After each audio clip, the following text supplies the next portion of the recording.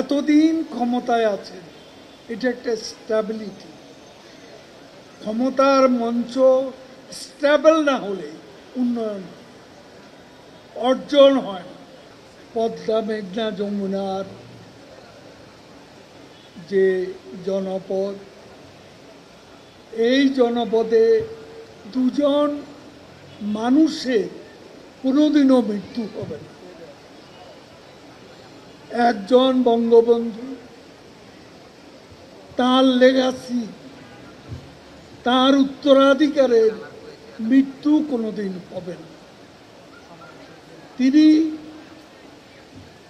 মরে গেছেন, কিন্তু তিনি অমর হয়ে আছেন। এটা আমাদের একটা লিভিং লেগাসি। আরেকটা লেগাসি হচ্ছে আমাদের মুক্তি। 7ই মার্চে বঙ্গবন্ধু স্বাধীনতার কথা বলেছে, মুক্তির কথা বলেছে।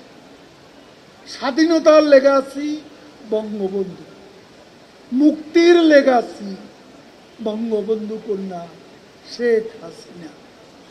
এখন জন্ম সনদ দিয়ে খোলো বিকাশ স্টুডেন্ট অ্যাকাউন্ট। নিজের বিকাশ নিজে কর। 43 বছর আওয়ামী লীগের সভাপতি। এটা বোধ কোনো রাজনৈতিক দলের কোনো নেতার পক্ষে ইতিহাসে এই স্থানটি পাওয়া সম্ভব ছিল।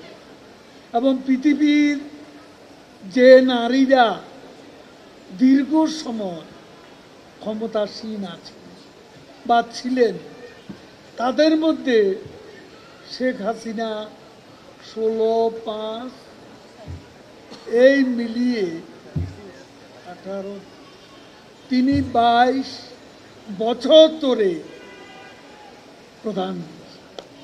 2009 থেকে আজকে 2024, তার আগে 96 থেকে 2001, ওই 5 বছর দীর্ঘ সময়ের নারী প্রধানমন্ত্রী। একটা কথা মনে রাখবেন, এতদিন ক্ষমতায় আছেন, এটা একটা স্ট্যাবিলিটি। ক্ষমতার মঞ্চ স্ট্যাবল না হলে উন্নয়ন অর্জন হয় না। এই মেট্রো রেল, এই পদ্মা সেতু, এলিভেটেড এক্সপ্রেসওয়ে, আজকে এই যে উন্নয়ন, আজকে রূপপুর, শতভাগ বিদ্যুৎ, পায়রা, মাতার বাড়ি, গভীর সমুদ্র বন্দর, তারপর স্যাটেলাইট, এটাও শেখ হাসিনার কৃতিত্ব।